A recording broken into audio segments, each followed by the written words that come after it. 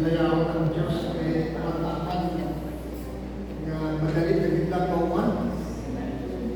Isang pagpayag dyan ang Diyos matutong at mayag din kaninyo at kung paano ang Diyos nag-ubay kang atong nangyay.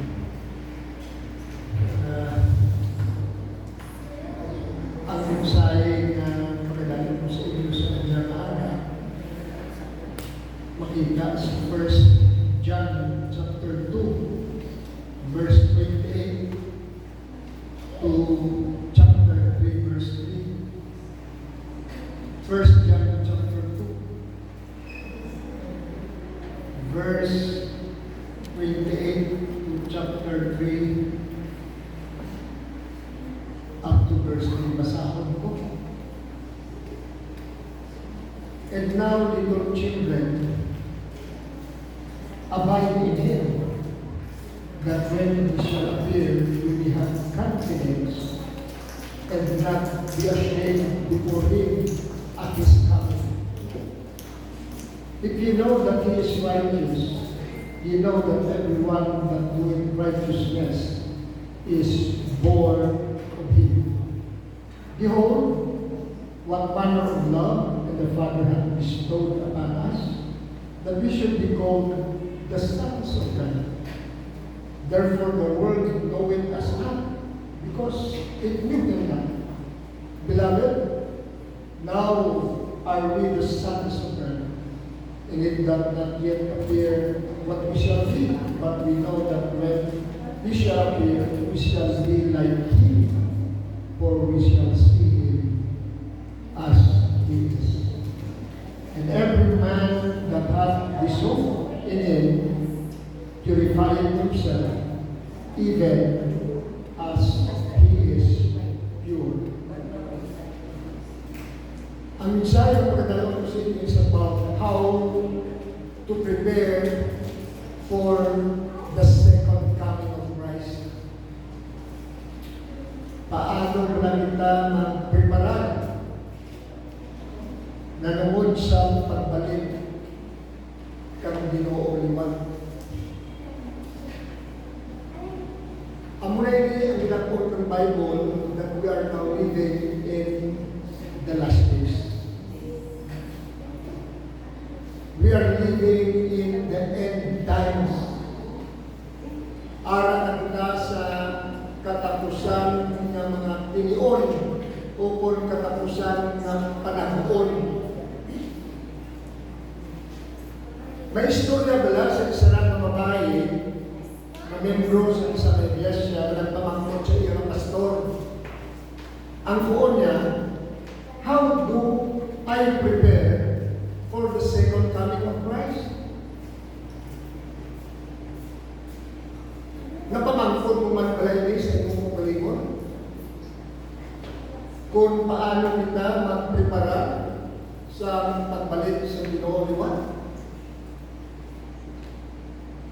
What can I expect? What is to come? What should I be doing now as I eagerly await this return? Ano ba ang dapat kong pag-imuon sa nag-ulat ako sa kanyang pagbalik mo? Hindi ba lang ang mga masiling ko na they are always essential, important, and very relevant.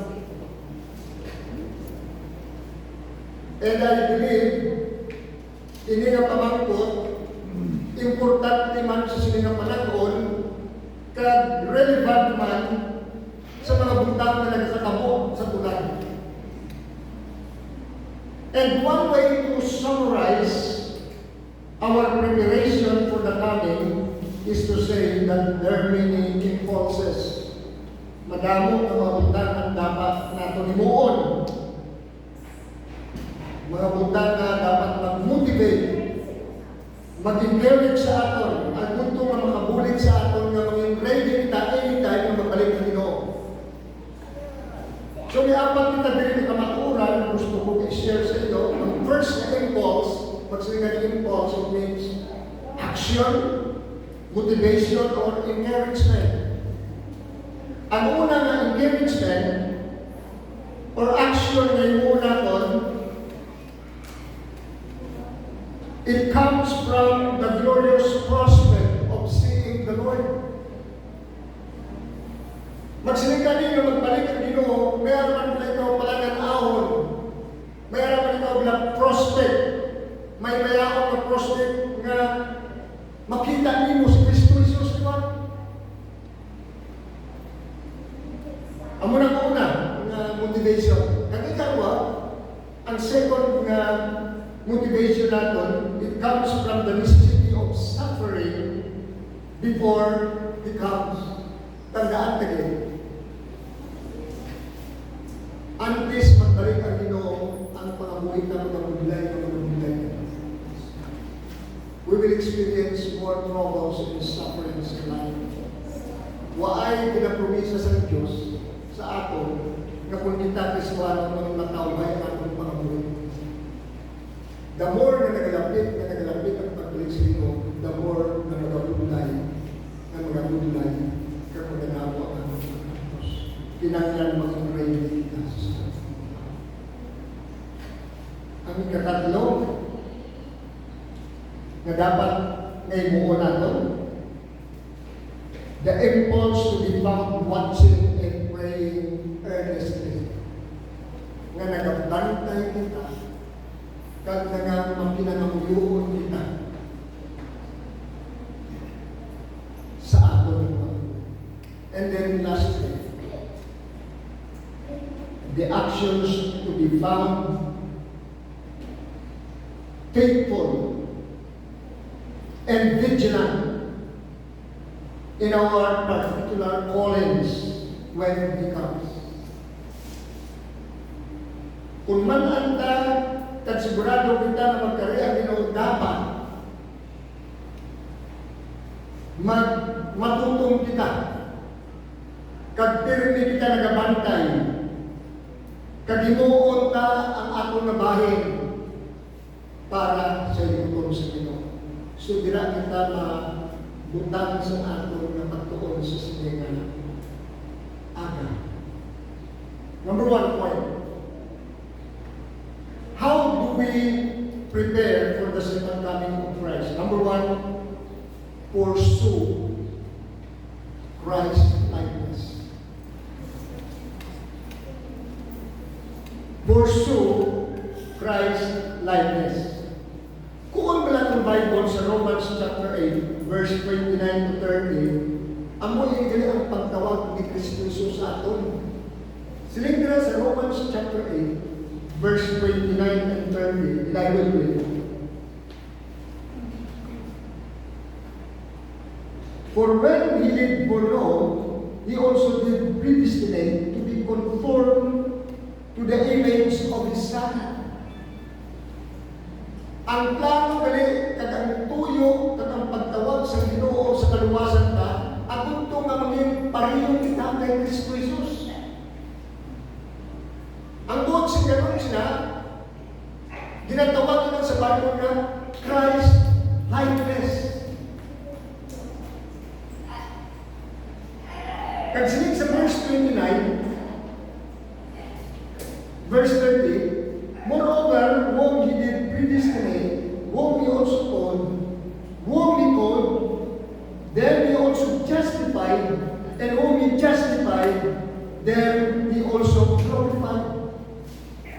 So sinig sa Bible, sa nakapatid kita sa pulong sa Ginoo, nagtuo kita kanina, sa nagtuo kita, din pakamataro kita sa Diyos. Ang buot sa kita sinig ng word nga din pakamataro, daw pareho lang na wala kita sa sala sa kubangan sa Ginoo. Ngaman, hindi tungod sa atong ginimo, na himataro kita tungod sa ginimo ni Kristo Jesus dito sa krus sa Kalbaryo. Kaya hindi niya pwede na makakabuhi kita mataro kung wala ginamo ni Kristo Jesus ang imo nga sala, ang ako nga sala dito sa krus sa Kalbaryo. Ako na word nga justification. Pagkatapos ito naging justify kita, gitawag, tapos din pakamatalo, pagkatapos ang ultimate na matabo sa aton, we will all be glorified. Matabo na sa tiyon na magbalik ang Ginoo. Isla niya ang atong lawas, nga manunulunton sa hindi na manunulunton na lawas. Dalon niya kita sa Himaya. Pero samtang na wala pa mag-abot din, gintawag niya kita nga maging pariyo sa kay Kristo Jesus. Amo nang calling natin tanan. Kaya diri sa ako naging basa pa ito biglang, not only we see the call to Christ-likeness, but also the command to Christ-likeness. Paano ba na maangkong sa isa na Kristohanon, ang gusto nga magkabuhi siya para kay Kristo? Ang una nga ang bangira na suko, para makita sa 1 John chapter 2 verse 28. 1 John chapter 2 verse 28. Siling sa Bible, 1 John chapter 2 verse 28. Okay. Verse 28.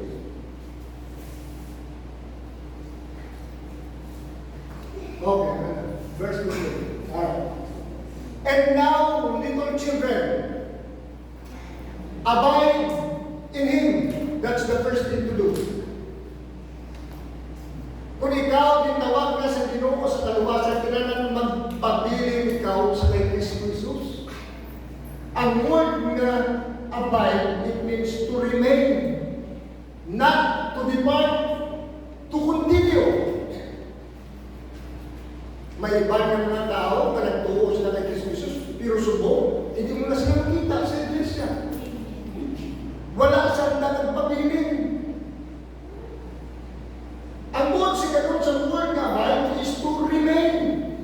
Kung magsiling nga magpabiling, it means you have that desire na hindi ka magbugnaw, hindi magpalayo, o kung magtalikod sa Diyos. Sa iba sila, kung tanto pastor, nagtuo ako kay Kristo. Pero magtuo ka nagtuo kay Kristo, wala yung palayo, wala kang bugnaw, wala nagtalikod, kundi nagpadayon sa Ginoo kay Sri Kristo. For without me, you can do nothing. Hindi pwede nga ikaw lang, Sri Kristo, dapat magtapit ka mo sa aton. Kaya kung wala ako, wala ako. Sinsarami ito. Doon ko na sila sa inagaw, inang purilite na. Kung hindi mo na pag-i-plug dira, why ka sound mo? Wala power. In the same way, sa ating mga Christian life, kinanglan naka-plug man kita, naka-tune in kita, nakatapit kita kay Kristo, agad ito mga atong kabuhi, may gahong. Agad ito mga atong kabuhi, maging pariyo kay Kristo. Kaya nagatapit ikaw, nagapabiling ikaw kay Kristo. And then secondly, para makita sa chapter 2, verse 29, siningaw, if you know that He is righteous, ye know Him. Ano siningaw? 29. If you know that He is righteous, ye know that everyone that doeth righteousness is born of Him. So not only, agad yung mag-Christ-like na atong kabuhay, not only to abide in Christ, and then live righteously. Magkabuhay kita na matarong. Magsilin nga kabuhay na matarong. Ang buot singa ng sinin, you have that desire, you have that determination, you have that discipline, and do what is righteous. Ginahandong mo din. Tapos sa ginahandong mo, determinado mo din. Kag ginadisiplin kung imo mo galingon, kag himuon mo din na magkabuhi ikaw ng matarong. Ako galing ang Christ-likeness. Ginasunod din ang gusto sa Diyos, hindi ang akong gusto. Nga abala, nga sinuwa na namian ang Diyos sa iya.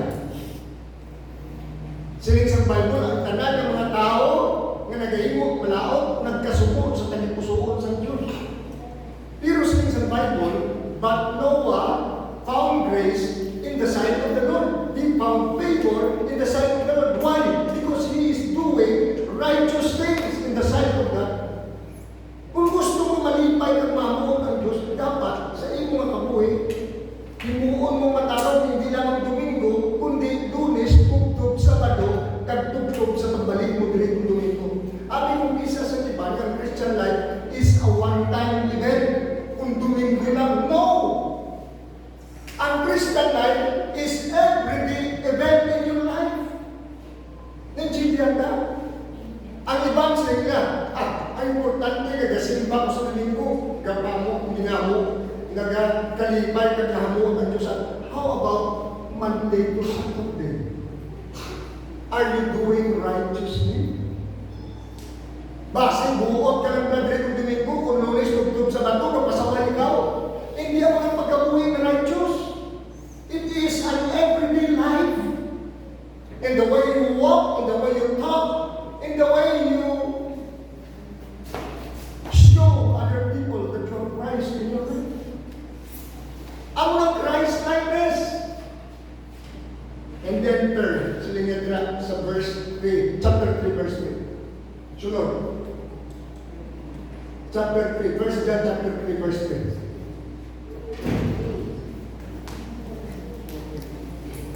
Araw daw. John chapter 3, verse 3. Look at this verse. And every man that hath this hope. Anong ginahop ta? Ang pagbalik sa Ginoo. Sino nag-hope sa pagbalik sa Ginoo? Are you hoping for the coming of the Lord? How about other people?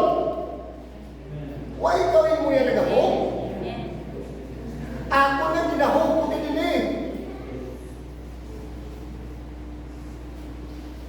In Him, kung ikaw may maglaong na mabalik ang Ginoo, ano kung imuon mo? In Him, purify Himself. Even as He is pure. Okay. Not only we should live righteously, but we should purify ourselves. Magkabuhi kita ng putli. Ang pagkabuhi ng putli does not mean sinless perfection. Hindi ka na yung ma-attain na hindi na kita makasala. Di pastor, ano karon ang ginasiling pagkabuhi ng putli? Ang pagkabuhi ang putli na kung makasala ka, huwag kang mabilin sa pagpapasala, kundi nag-iulso ikaw kung dinabatong mo na nakasala ka. Nagpasakuli ka na dahil sa Diyos. May mga Kristuano na kung makasala, nagpapabili na lang sa pagpapasala at nagpapalayo sa Diyos. Hindi ako hindi nagkabuhi ng purity. Ang kabuhi yan na may kaputli, every time na makasala ka, sensitive ka sa sala, kaya kasi ka, Lord, I acknowledge I have sinned against you. Lord, I confess I have sinned. Lord, please forgive me. Ang ng Christian life, ang ng nagkabuhi kaputli, every day, ginahimo mo balay na? Every morning, Lord, guide me to live a life that is pure. And then, before ako magtulong, sabi ko, Lord, kung may mga butang akong gigimo, nagpasubok, nagpasakit sa itong nagpusoon, Lord, I confess, I acknowledge my sin, and Lord, please forgive me. Amo nang pagkabuhi ng putli.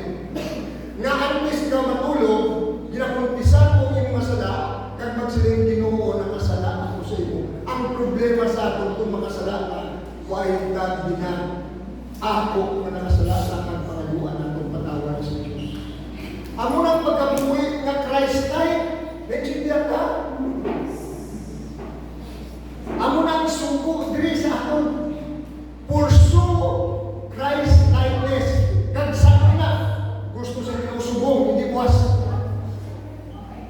Pastor, buwas na. Hindi. Gusto ko sa pinuya na magkabuhi ka now, not tomorrow, not next week, not next month, or not next year. Now, kaya naman nga subong.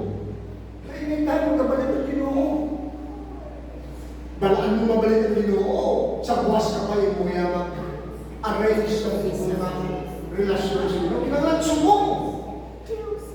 Amo na, before you left this church this morning,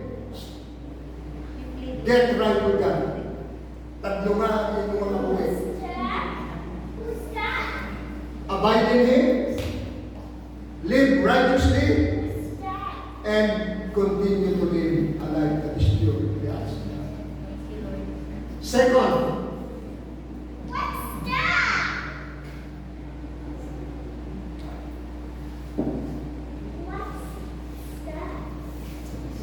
not only we should pursue Christ likeness, second, free for crisis. Ang word na free, it means to make ready in advance. P-R-E-P. Hindi niya kindergarten, ha? Basta niya prep. Okay. Ang word na prep, it means to make ready in advance. Balaan ka din na mabalik, hindi ka mag-preparan. Okay? Balaan mo ang mga buntan na nagkakatabo, subong, nagkapahalag, na binuulap ito lang magkarit, hindi ka mag-preparan. Hindi ka magsundo ng iban. Kasi rin na ni Paul sa sa 1 Thessalonians chapter 5, sila yung sa iban na wala kakilala sa inyo. Face and safety. Ito ay one problema kalimutan. Sumunod ang malinong naman. Ang inaway, dito naman niya sa Middle East. Trisabot, away man niya. Ano sila ni Paul? Sudden destruction will come and no one can escape.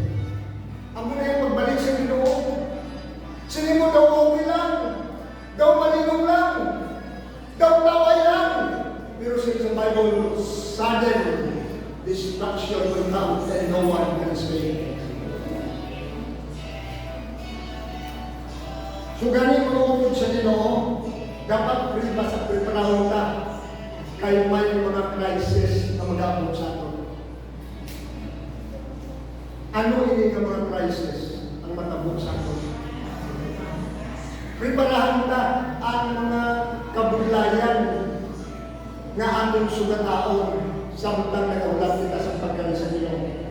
Luke chapter 21, Luke 21, verse 7 to 36. Aral lang ato na ikaduwang point.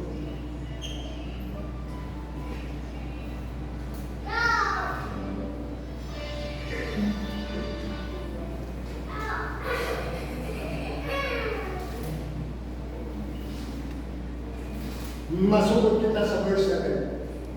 Okay, sige sa Bible. And he asked him, saying, Master, but when shall these things be? And what sign will there be when these things shall come to pass? Nagapamangkot ng mga gintutunan. Kung anong nagagutang mga tabo, ang Krista na magbalik. Kaganong sa Baptist Cristo, verse 8. Dili nyo, take him that ye be not deceived. For many shall come in my name, saying, I am the Christ, or I am Christ, and the time draweth near. Go ye not therefore after them. Number one, there will be spiritual crisis. Sa uli, galing nga adlaw, and we are now living in these last days. Madamo, puno ng mga tao, ng mga tuwaw, na magpakilala na sila si Kristo. Madamo sa mga diatuon ng mga manunod, there will be spiritual crisis. Ang muna mautog sa Ginoo, every time magsimba ka magtuon sa Bible, mamating din sa kay pastor. Kaya ang pinahambal sa inyong kamatuuran, agad ito ay hindi ko magtalan. Madamo subong sa manong patalan. Agad ko nga hindi ka magtalang, dapat pamalandungan din kagdunan sa tulid ang ulong sa Ginoo. Kaya ang ulong sa Ginoo kahambal ka maturan. Sa uli, galing adlaw, mag-multiply ang mga false teachers and false prophets. Kag subong kadako na bisan diin na lang sila subong. Ang isa na preso na. Nagpakilala na siya ang appointed son. Di subong ara siya sa sunod sa presuhan. Nakilala niya na ang sipo na. Pero dahil sa nagpamati kag nagsunod sa iya. Kasi sa Bible, sa ulingan daw, madamo sa magpamati sila. Kapay na wala sa isa sa inyo na magsunod sa ila. Okay? We are now on the right track. Kung anong ginagawa ang tampulong sa inyo, kag kung ginagawa ang tampulong sa inyo, hindi kita magdalang. I tell you. Ini ginagawa anta, halimbawa, kung nawali ko, buwak na sa Bible, pwede mo na akong ma-question. Ang balang ko, pastor, daw ka palang pagkaon, ako nawali mo na hindi na napulong sa inyo. Ang buwan siguro siya, false prophet na ko. Paano mo mabalaan ang tao, true prophet o kung false prophet? Ang true prophet, kung anong pinahambal niya, matuod, nagkakatabo. Ang false prophet, ang ginahambal niya, wala nagkakatabo. Wala nagkakakuman. Sa tiyempo sa una sa Old Testament, at sa tiyempo ni Cristo, may amo sila, na mga grupo sa tao. Kag subok madamo na. So there will be spiritual crisis before the coming of the Lord. Second, verse 9 to 11. Okay, verse 9 to 11. Look at this verse. But when you shall hear of wars and commotions, be not terrified. Hindi tayo pumanto. Kung matiyan ikaw na ilinaway. For these things must first come to pass, but the end is not by and by. Nga kung matiyan ka ganyan ilinaway, hindi ka magkano. Hindi pagin ang katapusan. Salamat na nag-ceasefire ang Iraq at Iran. Siling sa iban, yan na makari na gulo ang Ginoo, wala magyapon kay nagpunta. Actually, ang inaway sa Iran at Iraq, makita mo na sa Ezekiel 38 kag 39, kung basahon mo dira. Ang lugar na Persia, amo na siya ang Iran subong. Siling Ezekiel, ining Persia, mag-aatake sa Israel. Di natabo. May pistol subong, may ceasefire. Wala ka kabalo, magbuntada na, ay pero mabalik na. Gahulat-ulat naman na, makarinig ka Persia, at pinadahan na naman. There will be wars. Ang buot siya sila, global crisis. There will be, verse 10. Verse 10. Ma'am, verse 10, ma'am. Nation shall rise against nation and kingdom against kingdom. There will be political and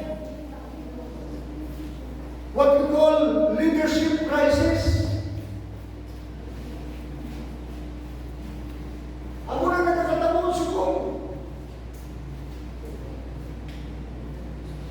Ang China kung wala lang ang Amerikano, tugay na ng tanong Pilipinas. Hindi kikita sa sarap. Ang unang iban, kontragin sila sa Amerikano, kung wala ang Amerikano, tugay na tayo. Ginabuhuli na ganyan kita. Ano man na natin na kontra sila, hindi man nakasarap. Huwag kita makamulingkin sa China yan. Huwag kita panaog.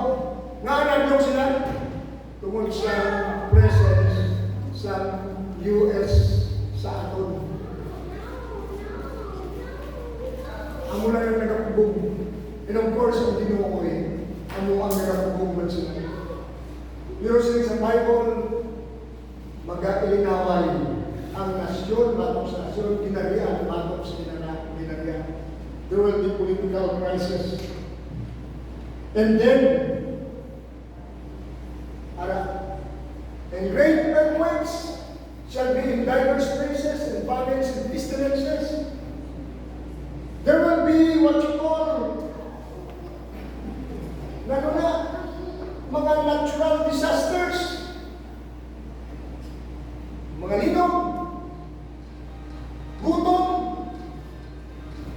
mga contagious diseases.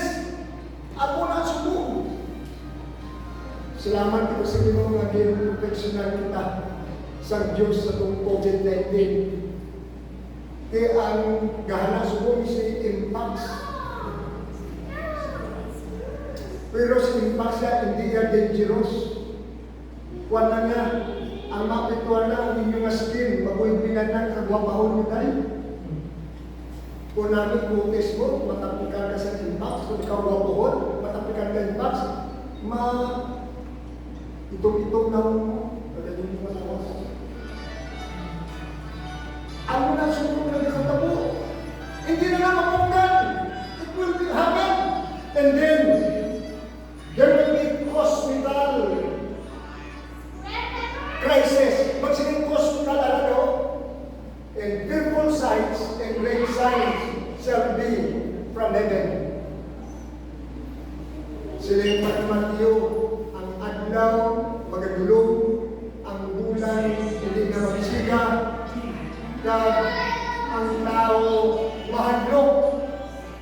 Ang botsing ganon sila, there will be emotional and mental crisis. Kagaya din sumog sa verse 12. Verse 12. Amo rin na nasubuan mo kayo. Amo kung nasubuan lang mo sila o kung nalipay na mo sila sa verse 12. Ilang tawag na daw? But before all this, they shall lay their hands on you and persecuting you, delivering you up to the synagogues and into prisons, being brought before kings and rulers for my name's sake. Kagsiling sa Bible tira, verse 17. 16, no? And ye shall be betrayed both by parents, brethren, and kinsfolk, and friends, and some of you shall be caused to be put to death. Mabantong niyo, to verse 16. Landawang niyo, okay lang ibang magingabot sa akon, pero kung ako na pamilya ang mamingabot sa akon, subok na tayo. Sa imo damnan, sa imo mabatong pang iban mamingabot sa akon, pero ang ako ng pamilya, daw hindi ko na lang mabatong. Pero sa Bible, matamuhin na, na ginambal ni Kristo Jesus. Kapag hindi naman natabo sa akon, matabo na niya sa mga tao kung walang kilala sa Diyos. Okay? Kung ikaw yung nakakilala sa Diyos, this will not happen. Pero kung ang tao ay nakilala sa Diyos, there will be relational crisis. Magkaguba ang relasyon, ang tatay, ang nanay, hindi na maayo ang relasyon sa iyang mga bata. Ang bata, hindi naman maayo ang relasyon na sa iyang pinikanan. Relational crisis. Subo na. Verse 17. And you shall be hated of all men for my name's sake.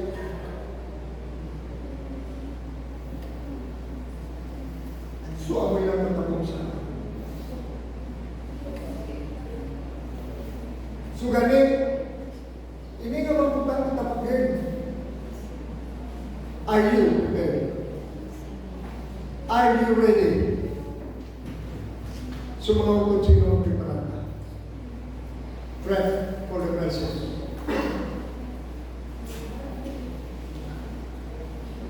Make ready in advance because it will happen to you.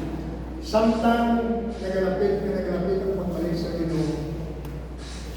Tandaan mo din, the sufferings and the troubles will become more intense and intense in the year end. And then third, anong dapat tayo mo ang pinakabuhin eh? Siling sa verse 6, pray consistently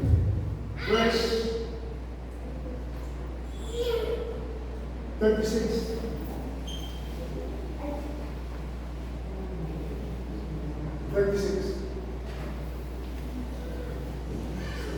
Oh. Watch ye therefore. Ang word na watch, ang watching ganun siya, while we are waiting, we should doing something for the Lord. May iba na yung gaulat na lang. Kung magsiling, Lord, saan ka mabalik? Hindi ako nang watching. Ang watching gali, nagatunog, nga samtang nagaulat ka, may ginihimo ka, namayan, para sa Diyos. Hindi nga nagapungkulan. Hindi ako nang gusto sa Ginoo. Dapat nagla sa natabo sa mga Kristuano sa Lanayka, siling Paul. Nga ang Ginoo magabalik. Siling sa mga tao, mabalik ang Ginoo. Di, kung tata kita obran. Wala kong tata ang Ginoo siya pagbalik. Wala rin pulos obrata. Pero ang ginobra, kasubo. Samtang nagaulat sila, instead of doing something for the Lord, they became busybodies. Ang word na busybodies, ang iaikuan sila, gawaros na sa term subong marites. Ang word sa word is na marites. Anong mga marites? Nagapagmalay-malay, kami hambal sa malaking sa inaisip ka tao, ulit marites. Why nila ginabantayan ang pagbalik sa Ginoo, ang ginabantayan nila ang kabuhay sa iba. They are destroying lives of other people. Ang una kong isa, nga ang Kristuano, hindi malinong ang ilang kabuhay, kung nga pangabantay. Kung gusto mo nga magmalinong, hindi ka mag-ubra manitis. Kaya mas namin yung pagabuhay that you mind your own business, not monkey business. Ang mga Paul sa ila, learn to live a quiet life. Ang mga Thessalonians, learn to live a quiet life and mind your own business.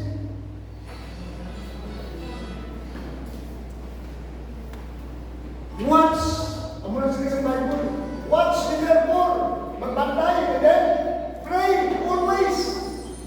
Pray consistently. Ako yung solusyon. Ako to hindi ka magpapulba. Na magbalik ang Ginoo, magpapamuyo ka. Ako hindi ka mag-ubra paminsan, mag-ubra palibog, pagamuyo kita. Ang muna kita na best na hindi mo natin samtang nagaulat kita sa pagbalik sa Ginoo. Amen? Pray.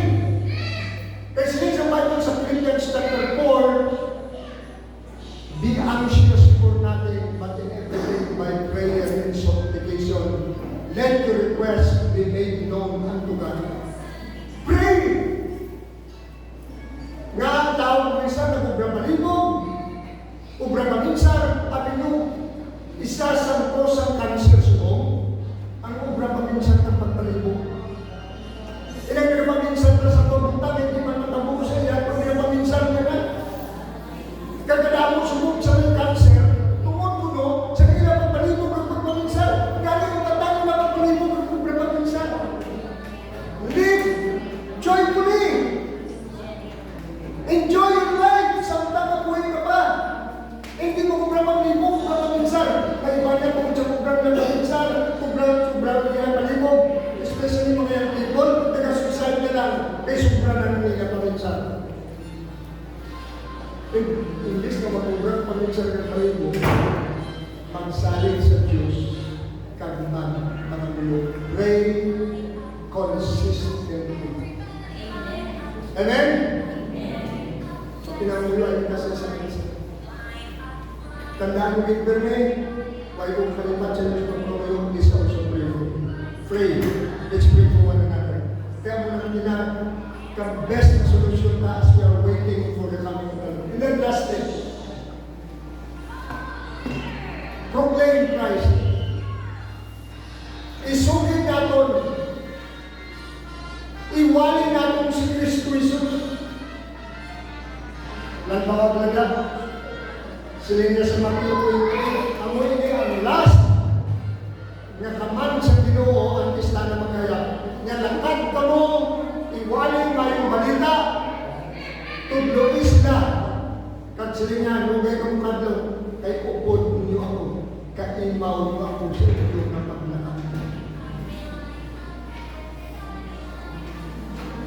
Sino gusto na ang Ginoo mabalik na liwanag?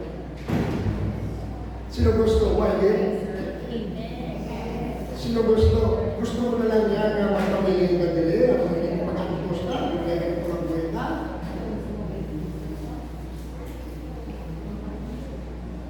Kung gusto mo malapit magkari ang Ginoo, sugitan na sila at pinag Jesus. Arang na sa Matthew 24, may nag-iskubya na pagkara. Matthew 24, verse 14, pag-upit, at mag-close kita rin. Matthew 24, 14. Ano ito? Nag-discoveryan na kata? Matthew 24, 14.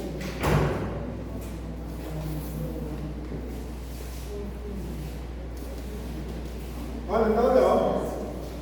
Look at this verse.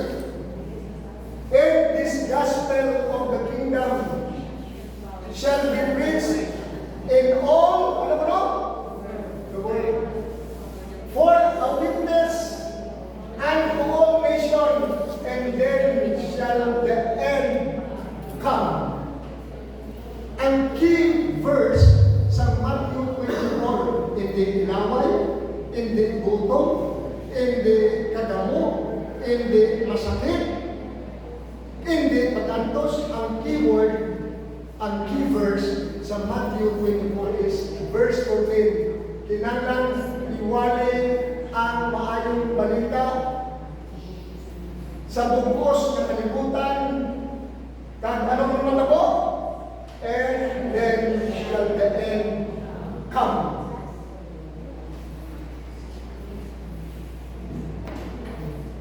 Nga subong, nga nagawlat na sa pagkari sa Kristo, wala kung yapon posible na may madamong pang mga tao na wala nakatingin sa Diyos.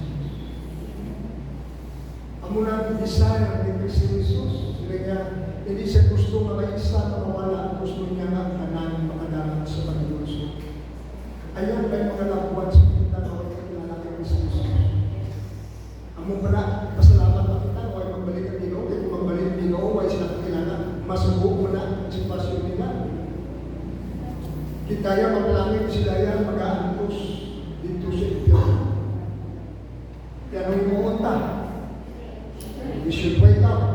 Bugkaw na kita, iulay din kasubigan natin sila kung sino kasubong mga tao na gusto magpamati sa pulong sa Diyos sa Kaibita. Ang mga tao sa kumulera, kita na nila ang mga nagkakatabo sa palibot, ang buot siya na nagpulong sa Diyos patulog din. Share the word. Sino gusto nga iyang mga pinalangga sa kabuhay mo ikaw po Diyos langit? Gusto nyo man, tanan kita? Sino gusto yan nga iyang pinalangga sa kabuhay mapa-impierno? Why sa gusto sila? Tanan kita gusto. Kung gusto natin mapalangit kita, sugudan natin sa sugidan sa mayang na balita. Dahil mayang na balita may gahong sa lingkong sa Romans 1:16. Ang muhinig gahong sa kalabas. Ang gudang tao maluwas, dapat tulis natin ang sugid. Makabati sila ang magtungo kay Jesus. So anong apat kapitan, dapat na imuon as we prepare for the coming of God. The Lord, first, pursue Christ likeness. Second, imuon tayo. Narito, bread for crisis. And then third, pray consistently. And then last, ano yung muna? Praise or proclaim Christ. In conclusion, sa ato na bato.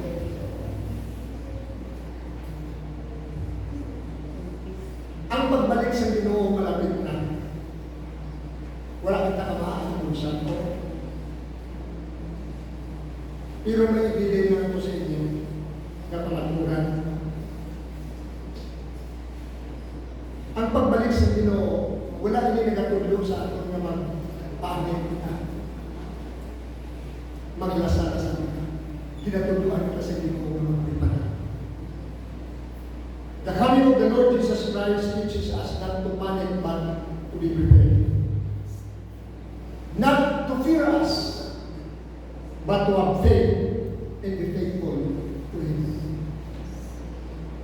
Hindi magdala sa atin sa hadlok, kundi magdala ng magtuo kapag nagtuo, tuto, magbalik. God bless you, my brothers and sisters.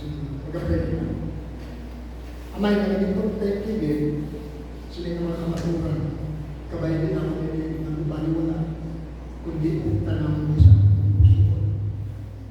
I-apply na ako sa pagkabuhi, kagabay.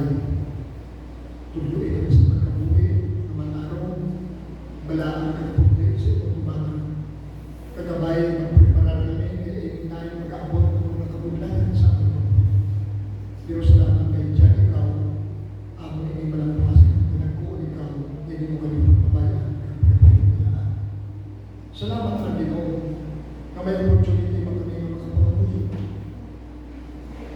Kung magabot sa akin ng mga pagdilaw ng mga sa atin, salamat kay Diyan, ikaw, na kung magpabuhi kami malaki ikaw, na magpapamati kung kasalamat sa aking pagpabuhi. Kagsalamat, Santa Carola, sa mga pagkariya, opportunity kami, ay sulit si Jesus sa among mga pinalaga sa kamuhi, sa among mga lawas, sa mga tao na nagkakilala siya. I-bless yung iglesia, kabay ng iglesia, mga shining light sa mga tao na inata sa kanila. Kabay ng mensahe, pagpapili ng Diyos. I-bless Pastor ko, yung pamilya, sa minister sila nila, sa siguro. Kabay ng bukay, mag-sustain ka na. Kagabay ko ang magpumay sa pinaglalang sa mga ukuran. Tubuis na pagsalit na magtulong sa imo, kasubong sa imo pagbantay ng pagtipid, pagpagingmo sa mga pinaglalang sa nagiligan, pag mga tuwid, natuo ka bigyan mo, bisan pagkabulay o pagkabulay ng mga pinang, dahil ikaw, na magiging mo sa pinaglalang. Ginadayaw ginamon ikaw,